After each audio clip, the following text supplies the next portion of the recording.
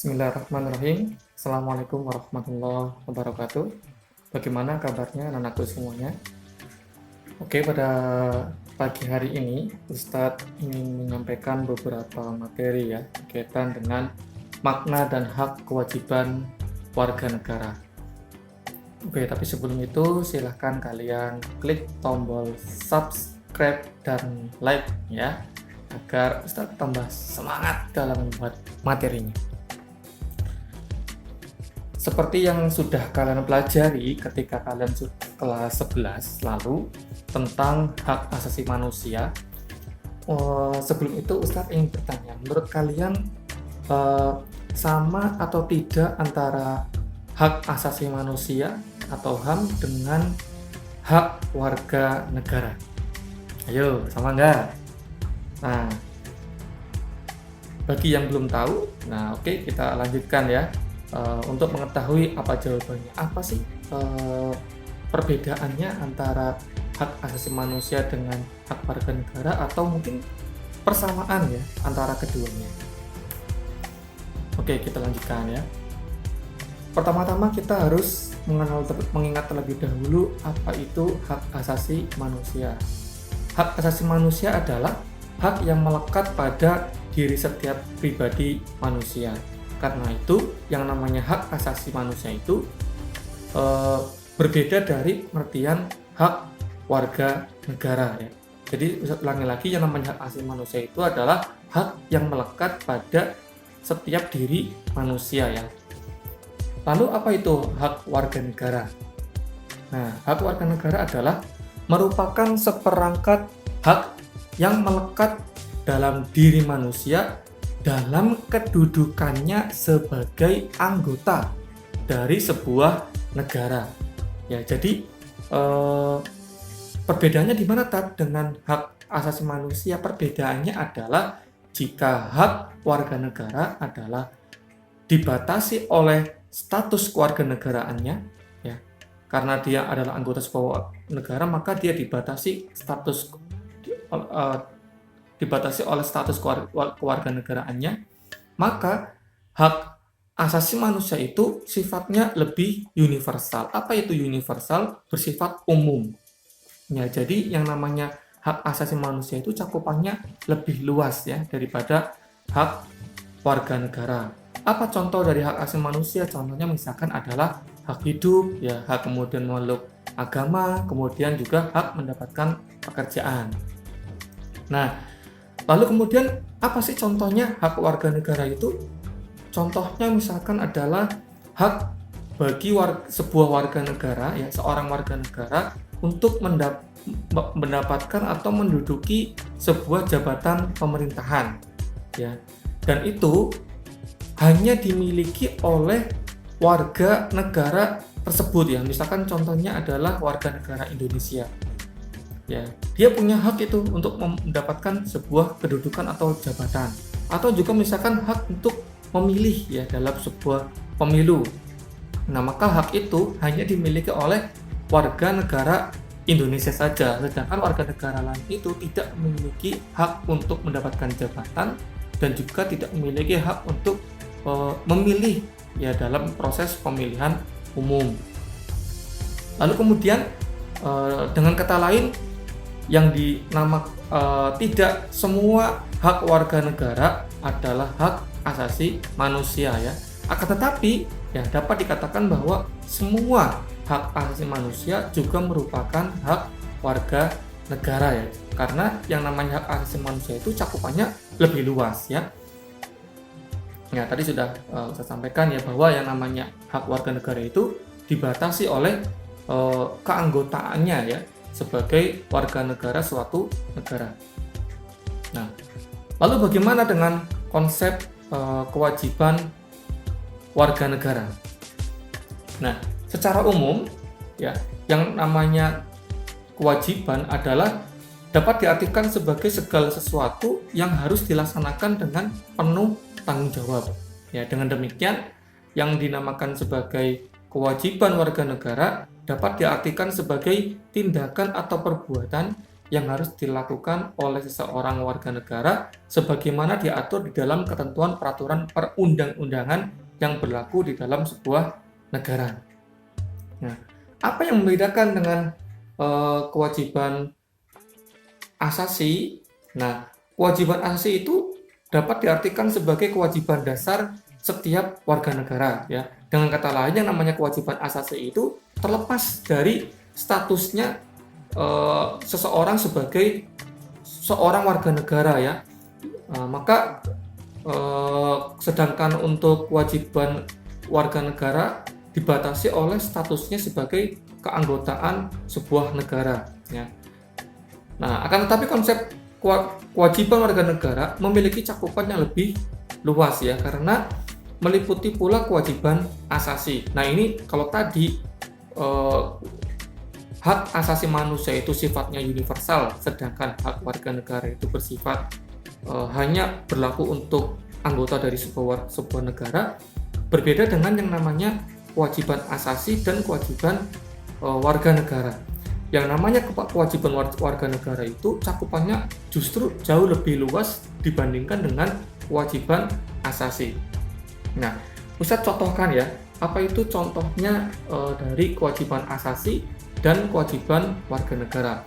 Misalnya di Indonesia, ya, menghormati hak hidup seseorang itu merupakan kewajiban setiap orang, terlepas dari orang itu adalah warga negara Indonesia ataupun itu adalah warga negara asing. Yang namanya menghormati hak hidup seseorang itu menjadi kewajiban siapapun, ya, mau dia itu warga negara Indonesia maupun warga negara asing. Nah, itu salah satu contoh kewajiban asasi dan juga merupakan kewajiban warga negara, ya.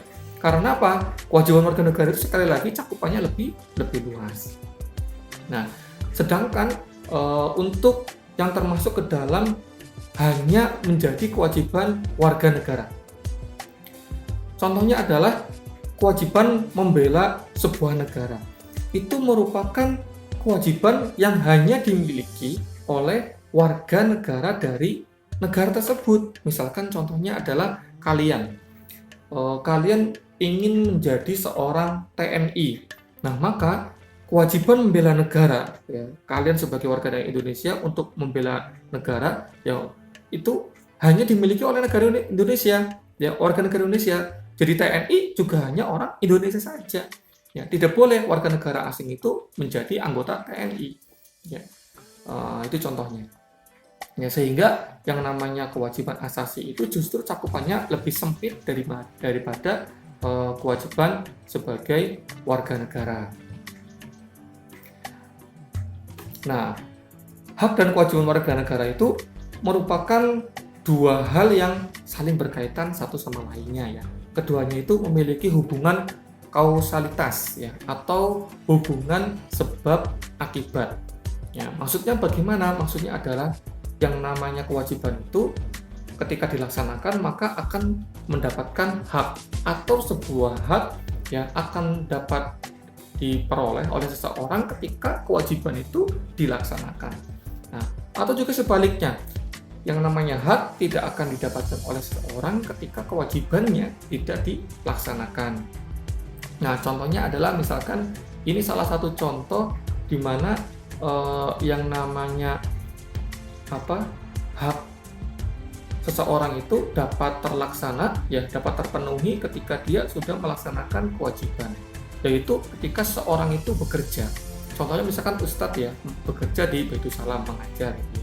Nah, maka Ustadz baru akan mendapatkan hak Ustadz mendapatkan gaji itu ketika apa? Ketika Ustadz sudah memberikan pengajaran kepada kalian, ya. Jadi hak Ustadz mendapatkan gaji itu tidak akan diperoleh ketika Ustadz itu tidak melaksanakan kewajibannya Ustadz, ya. Atau misalkan ada tukang becak, ya, dia pengen mendapatkan bayaran dari hasil dia becak, maka tukang becak tadi itu dia baru akan mendapatkan upah, yang mendapatkan bayaran dari penumpangnya ketika apa? si tukang becak ini sudah mengantarkan penumpangnya ke tempat tujuan dari yang diinginkan si penumpang tersebut. Ya. Ada juga misalkan contoh yang namanya hak itu baru akan terpenuhi ya ketika kewajiban itu dilaksanakan ya. Contohnya adalah seorang guru. Ya. Dia akan melaksanakan kewajibannya mengajar, baru kemudian seorang siswa itu mendapatkan haknya. Jadi di sini maksudnya adalah hak yang didapatkan oleh seorang itu menjadi sebuah akibat. Ya, hak itu didapatkan oleh seseorang karena sebuah akibat dilaksanakannya kewajiban oleh orang lain. Ya, seperti Ustadz misalkan mengajar, kalian sebagai muridnya Ustadz, kalian baru akan mendapatkan akibat. Apa akibatnya? Mendapatkan akibat memperoleh sebuah ilmu ketika Ustadz mengajar kalian. Nah, itu contoh di mana yang namanya hak itu diperoleh sebagai akibat, ya, sebagai akibat dari dilaksanakannya sebuah kewajiban. Ya, artinya intinya adalah yang namanya kewajiban dan hak itu adalah sesuatu hal yang memiliki hubungan sebab akibat ya. Ketika salah satu ini saja tidak dapat dilaksanakan, maka yang satu pun tidak akan terlaksana. Ya, maka kalian sama ya, kalau mau mendapatkan ilmu, mendapatkan pengetahuan, maka kalian harus melaksanakan kewajiban kalian. Apa itu? Belajar.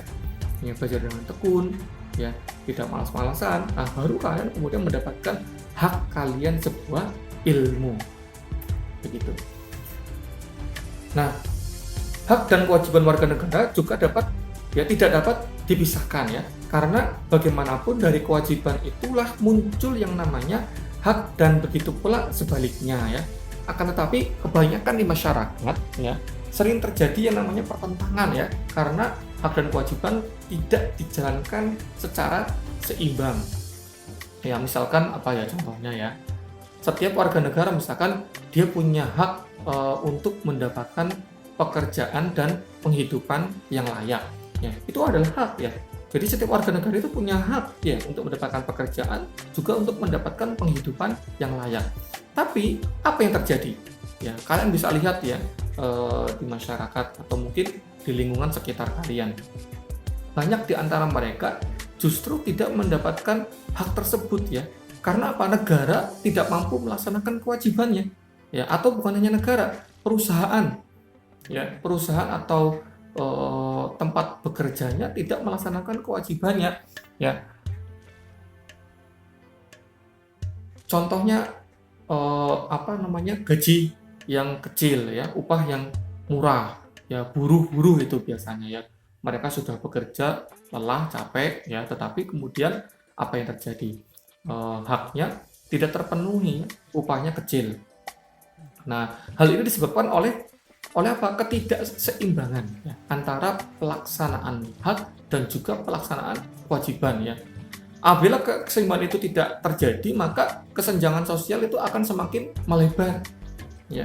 Yang kaya makin kaya, yang miskin makin miskin ya. Banyak kan ya di lingkungan sekitar kita, dia bekerja susah payah, tetapi ketika dia mendapatkan gaji, dia mendapatkan upahnya langsung habis ya. Karena apa? Karena dia terlilit hutang ya. Karena dia terlilit untuk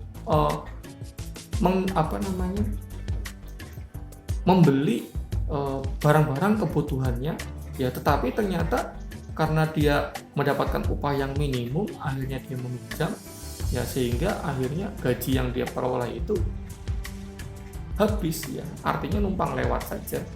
Nah, makanya sebagai warga negara Indonesia ya, sebagai seorang warga negara, tentu kita harus memahami ya konsep antara keseimbangan hak dan kewajibannya. Agar apa? Agar ketika kalian nanti sudah menjadi seorang pejabat publik ya, atau menjadi bos ya sebuah perusahaan, maka yang namanya hak dan kewajiban itu harus dapat dilaksanakan secara seimbang ya. Jangan sampai kita menzolimi ya, jangan sampai kita menzolimi orang lain karena perbuatan kita itu akhirnya orang lain menjadi sengsara. Oke ya, demikian materi yang bisa Ustadz sampaikan. Mohon maaf apabila ada kekurangan kesalahan dalam penyampaiannya. Dan untuk selanjutnya, silakan kalian eh, bisa lihat post test ya di link yang sudah Ustadz sediakan di bawah Classroom itu ya. Silakan kalian kerjakan post test tersebut dan ingat ya, semua jawabannya ada di materi yang tadi Ustadz sudah sampaikan di depan. Nah, semoga kalian mendapatkan ilmu yang baik, yang bermanfaat ya. Salam untuk keluarga di rumah, tetap jaga kesehatan. Kita akhiri dengan hamdalah, alhamdulillahirabbil alamin. Assalamualaikum warahmatullahi wabarakatuh.